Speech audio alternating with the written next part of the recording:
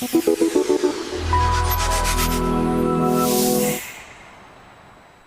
to another session of Biases Interviews. Today we have Carol with us.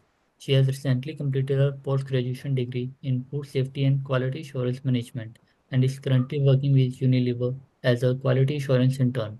Apart from this, she has experience in food industries from India. So how is it going, Carol? It's going very well. How about you, Ram? I'm good. Good, good. Thank you. Thank you for this opportunity. It's great. Yeah, I'm very excited for it. yeah. So starting with the interview, my first question is, so can you tell the audience how you entered the field, your career path along these years? Okay, so to talk about my experience, actually, I'm a recent graduate, to be honest, like as you all are. So I had a bachelor's in food science and quality back from India. Later, there was a kind of career break around 1 year. During this 1 year period, I worked in food industry so that I could get a practical experience about the field, and I was able to get to know more about what I was learning. Then I applied here and I got into Lambton College of Arts and Science. Over there, I did a 2 year post graduation diploma in food safety and quality assurance management. And as part of the college, we had our final semester has to be a co-op. Thus, I applied for the industries, and thus I got into Unilever as a quality assurance intern, as you said in the intro. So beside an internship, I did few internships during my bachelor's as well, which upholded the profile. So that's how I got into the food sector. I love food. Who's the one who doesn't love the food? So definitely learning a new subject in food science and quality, to know more about the packed food that we see in the store was the exciting part. So I was always curious. I'm a curious learner. So this course, this program overall helped me to learn more about the prospects, the technology, the science behind the food processing. So that's how I got into this sector. Okay. So my next question is how you start the job, how your day begins with the key responsibilities, like same that you do in the India, in the Sorry, could you food please industry. repeat that question? I lost the connection Yeah. between. My question is how your day starts at a job. What are your key responsibilities? Is it same that you have done in the food industry in India or is different? Okay, so the food industry sector, especially since I'm in a quality, my work environment will be the lab and the production floor. So it will be always busy, honestly. Whether it's in India or here, Mhm. it will be always a hectic environment. We'll be having multiple tasks to manage, which includes micro analytical test methods, and definitely there will be a lot of other issues like food safety concerns or some other issues on the line. So it's kind of handling each and every task together. So over here, the main qualities. My day starts with. Over here, my day starts with a short meeting with my team members to catch up what are the things that I need to consider. Then we will get into the analytical testing. We'll go to the floor, verify all the paperwork. We'll get samples. Besides, if there is any non-conformance on the floor, we will do investigations. In addition to that, we have to use quality system softwares like SAP, which manages the inventory, the stock flow movement, and everything. So all these things are being handled by a QA personnel or anyone who are assigned to quality assurance field. So that's how I can elaborate in a brief way that conducting all the analytical methods, receiving raw materials, plating and microbial, or over which we use APC coliform plating techniques. Besides, the industry that I'm working is more concerned with Listeria monocytogenes or Listeria microorganisms. So we have a systematic specialized test methods to detect the Listeria species. So these all are being followed through our day. So that's how a day goes. Mhm. So you were telling about that you have done a co-op earlier also. So my question is, was it a compulsory co-op or was it a optional? So my program that was actually a compulsory co-op in my background. So actually, that really helped me. In It was a 3-year bachelor's program back in India, and we had to do co-op in each semester. That's how I got in hand experience in ghee and flour processing industry and seafood exporting industry, over which I was able to get exposure to the methodologies, the technologies used behind processing various food methods. In addition to my first co-op was in a quality industry. I mean, was a ghee and oil industry, over which I had a 1 month of co-op in the quality lab where I have to do the analytical methods and everything, which really helped me to improve my analysis skills and all. So that's how it helped elaborate. I mean, help me with experience. Generally, we hear that it's difficult to find a co-op position. So what are your views about it? Okay, it's actually based on your skill. So definitely finding a co-op in the field, especially in Canada, is really, really challenging one because it's not just one college we are having, right? At the earlier, like 3 years before, there might be one or two college in the province of Ontario for the food technology. But now it's not just one. We have many colleges, and each college do have at least two batches of the same program. So now we are competing with more students, and not everyone are freshers. So it's all about the skill. We have to do our research about the field earlier itself. Me personally, I started my co-op search like 1 year before. That's what I did. So it was a long process. Definitely it's an exhausting one, but we have to be persistent with our co-op applications. We should connect, network with people, attend food safety conferences whatever possible. Try to build a professional network in LinkedIn or with your professors. They are the great resources actually. So the one who finds it, the one who find all these resources, or one who takes effort in all this sector, will be the one who getting into co-op. So it's not easy, but it will come to you if you are persistent with your applications, if you try to develop your skills. Okay. So what are the best platform to search for a co-op position, like LinkedIn or social networking? Sorry. My question is, what are the best platforms to search for a co-op position? So my corpus, I mean, my search was prominently on the LinkedIn based. Besides, I researched each and every industries outside the LinkedIn as well. Like I was earlier, I did a part time in the supply chain. I mean, retail store. So I had the opportunity to check all the packages. Whichever product I receive, I would check the manufacturing address. I would check on the address on the websites and apply online through their website portals.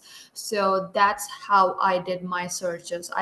Besides, I attended some food safety conferences, which helped me to get more connections, by which I got some interview calls. But overall, it's a challenging. I did my most of research in the Google platform, LinkedIn, and Indeed platforms. That's what I used mostly. But there are so many people applying on the LinkedIn platforms. So how can we boost our profile to stand apart from them? Okay.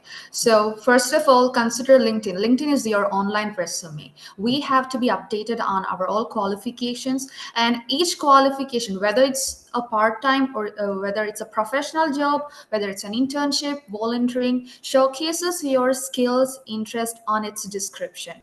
And the first step to get an interview call is your resume. It's really hard, but trust me, the resume has a great role in getting an interview call, because it's not just one person applying for a position. We are having a position, thousands of people are applying for a same position.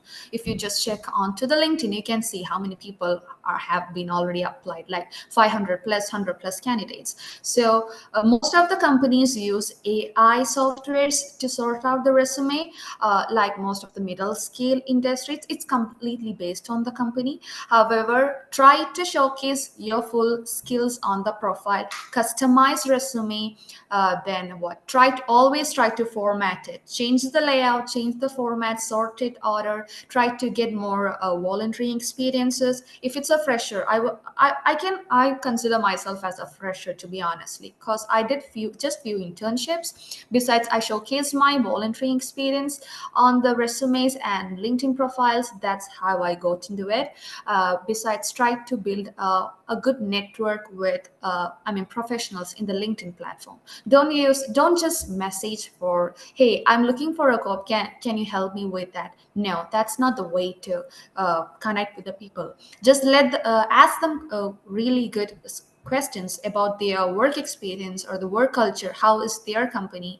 And if they do have any tips, communicate with, check with them or ask for a few suggestions, rather than asking a recommendation to a total stranger. No one will be recommending you if they doesn't knew them, right? Mhm. So it's all about making a good network communication with professionals. Besides, check with your professors as well, because they do have a lot of professional networks. They do know more events. It's not about getting a job, it's about improving your skills. Only the one who do have skill will be able to sustain an industry. Maybe you can get a job, but you won't be continuing it too long if you don't have a proper skills required for that position. Mhm. So we need connections to get a good job in Canada. Connections is Like, just a factor, actually. mhm, Honestly, I didn't had any connections so far. Whatever job I got, I applied to the online portals. So if you have a reference, okay, it's a good. But besides, try to communicate with people and try to understand the field that you're going to work in or the field that you are interested. Because some of you might be from biotechnology, some of you are from chemistry or food technology. Well, these all are coming under the same sector. So it's about talking with the professionals, attending the events, improving your skill set, qualifications. That's the thing you have to focus on. so how do you think is a co-op beneficial? Is it easier for co-op students to get a job, or is same for all the students? I think the probability is much more higher, because if you got a co-op, you're almost in the same field.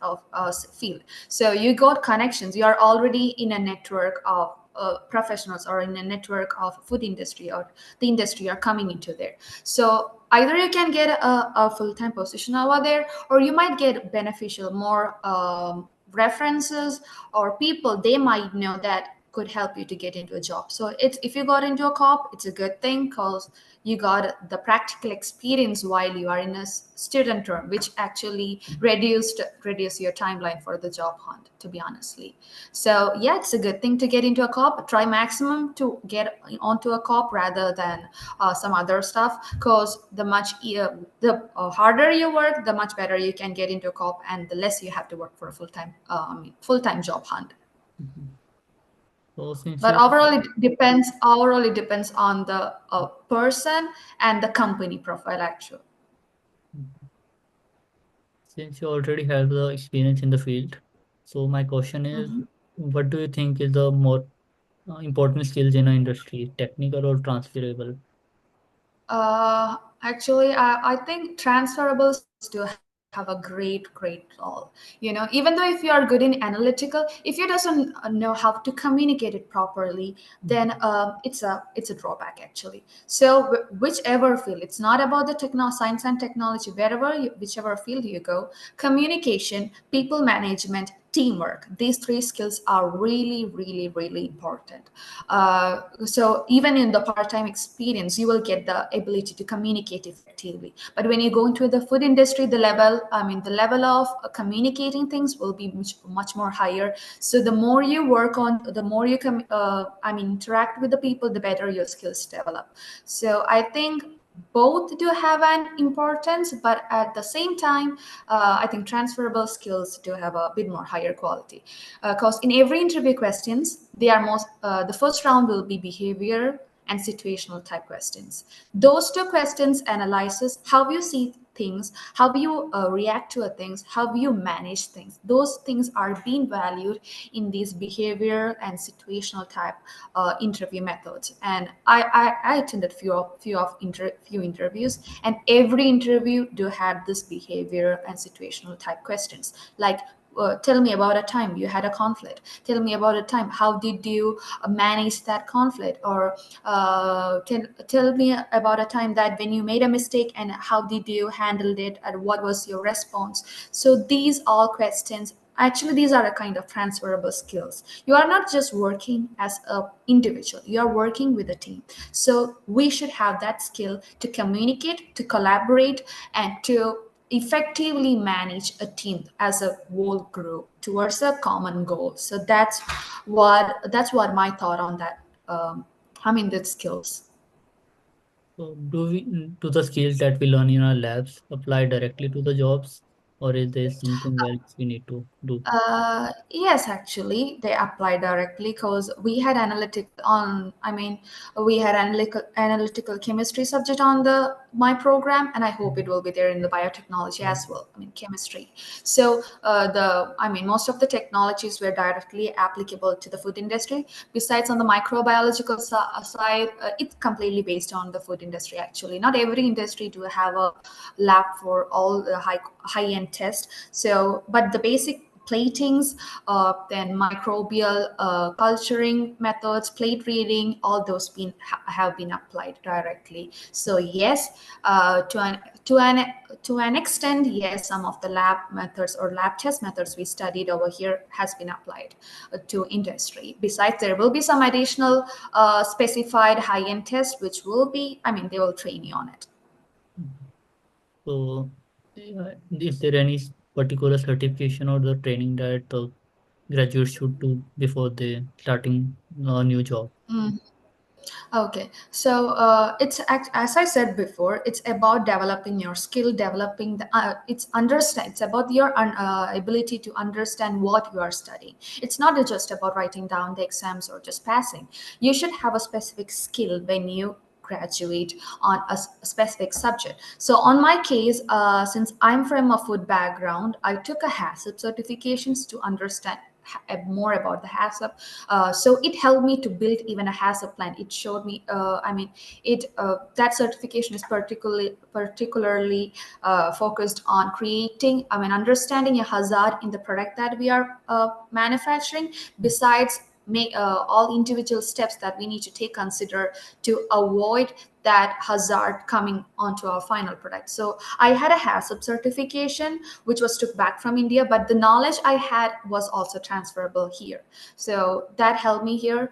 That helped me to stand out my profile. In addition to that, I took few online certifications through LinkedIn platform and some online distant education university platform. So I took some Stanford online certifications in Stanford University, then from Public Health Canada, some few certifications has been done in order to enhance. And it's not about just a paper, it's about what you understand, what you learn from that certificate.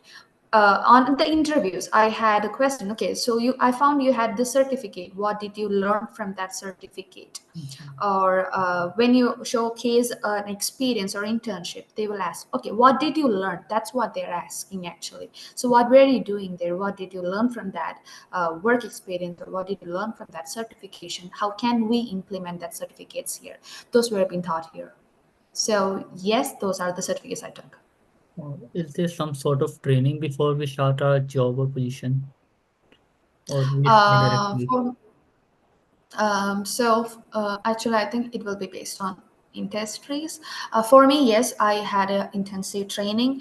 I had a 1 month training on which they had. The company I'm working was very good with the training people, so they made sure that I understand the procedures. They made a whole graph of training chart for me. Whereas for some of my friends or colleagues that I do know, not everyone had got received an intensive training.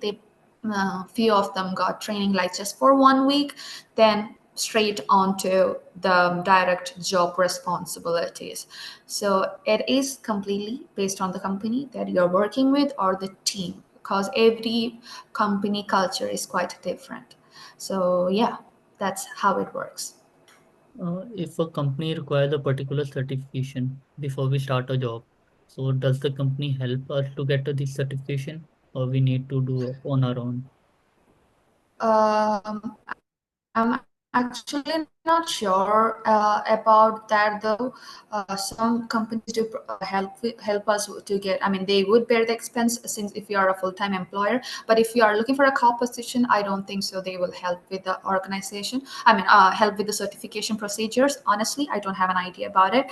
But over here, when they bring in more new technologies or test methodologies, they make sure the people who are performing that test are I mean are trained on it. So thus I received few training from the company side on handling few microbial test microbial equipments and test methodologies. Other than that, I didn't go to the company that, okay, I'm looking for this certification. Would you be able to, I mean, help me to gain that certification? I never asked that because still I'm an intern, right? But in case of the company is bringing new test methodologies or equipments, definitely they will be training us. They will be giving us training certifications as well. Mhm. So throughout your journey, what are the challenges that you have faced, and how do you tackle them? Okay, so if I'm talking about the co-op journey to get an interview call, that was a main first challenge, because it's really hard to get into an interview. That's the first step. So if you're not getting into an interview, either the problem will be with your resume, its layout, or it might be your skills. So what I did was that I was always editing my resume, customizing based on the job, highlighting my skills. Besides, I reviewed my resume with the help of the co-op advisors of the college, so that they could, because they are seeing a lot of students, they do see a lot of resumes. So if you have a co-op advisor or a co-op counselor, definitely make use of it. Book an appointment, take your resume, ask her or ask him, okay, do you find any mistakes? How can I improve? Try to improve the resume layout and everything. Not just the resume, also the cover letter as well. Customize the cover letter for each applications that you are applying. Besides, don't enter lots of keywords in your resume. Try to include a normal level of keywords. If you are entering a lot of keywords on your resume, it will also make the AI detection bit more harder, as that's my personal opinion. So try to customize the resume and highlight the skills based on the job descriptions. That's what I did. I used to review my resumes always, like maybe I have almost edited my resume 15 or 20, 10 to 15 times already. So it's about, first step is to evaluate and get reviewed your resume. I used the softwares. There was a resume software. Actually, I don't remember that at the moment. It was used as part of my college, my co-op course, which was a third semester program in Lambton College. So we had a software which helps to review our resume, making sure it has enough keywords. Also, it was rating actually the overall layout and the job descriptions of the resumes. So that software actually, oh sorry, I really forgot that software, but that really helped me to edit and edit and make it more polished. So having a resume was the first step I did. I mean, editing a good resume. Okay. So looking back, is there anything that you think you should have done differently? Okay. About the co-op search, I think I followed the right step, because I reviewed my resume, I frequently edited it. Besides, researched the company a lot in advance, tried my preparations like like around 1 year. As I said, if my co-op was on Jan 2024, I started my research like April or May, yeah, June, April 2023, because I was trying also to get into a summer co-op position. So I tried my research in advance.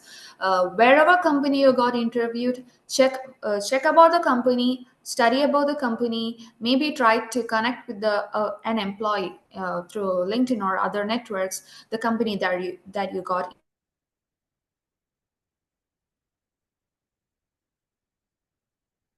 Besides, okay, I had a network Um, connection, sorry. Besides resume, okay, try to attend food safety events or meetings or webinars as much as possible, so that you will develop your skill. Besides, you can get more knowledge about the current trend and trends in the market. So that helped me. I attended OFPA conference, which is Ontario Food Protection Association conference, which was for students. Some might be a paid events, but still it's a worth to attend it, because not everyone will be willing unless they are interested to attend those events. Besides, there will be some online career fairs through website. Try to get involved in that as well. Talk to your professors, let them know, and talk to the person, whoever you're talking a person, let them know that you are looking for a co-op or an experience in the field. So that's how, those are the things I did. But the thing I wish I could have done was that I could have attended, I mean, I missed a lot of college events. Honestly, I didn't had a vibrant college participation, or I didn't do much volunteering experience within the college. I regret about that at the moment. But if you get a chance to volunteer in any college events, just go for it. Just go for it. Whether it's related to your field, or maybe it's like related to your arts or festivals, or like any specific days, just go for it. Show yourself up there. Try to be comfortable with an uncomfortable, strange situation, so that it develops. I mean, it helps in some other way. It can, it can improve your people management, or communication skills, and the ability to mingle with new people. So always don't go with the flow. Just take some hard steps. Get yourself into an uncomfortable situation. So that's how we grow as a person, and it develops our personality as well. So I wish I could have attended more college events, or took a good participation in co-curricular activities in Lambton College, or the college I was studying.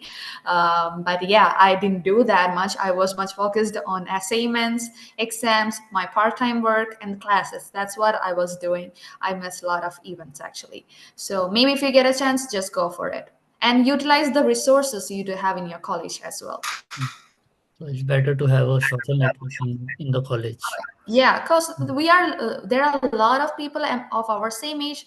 Some are very experienced, so it's always good. Each person do have a specific skill set or a mindset. So the more you interact with the people, you get to know, okay, this is how the viewers, or this is how this happens.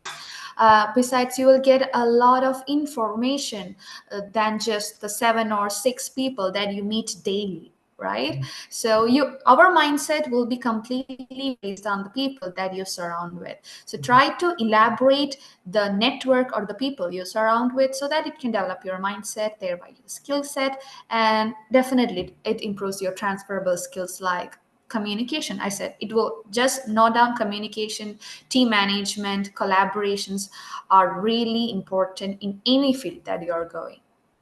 mm. So here we come to the end of the interview. So any advice that you like to give to the young graduates?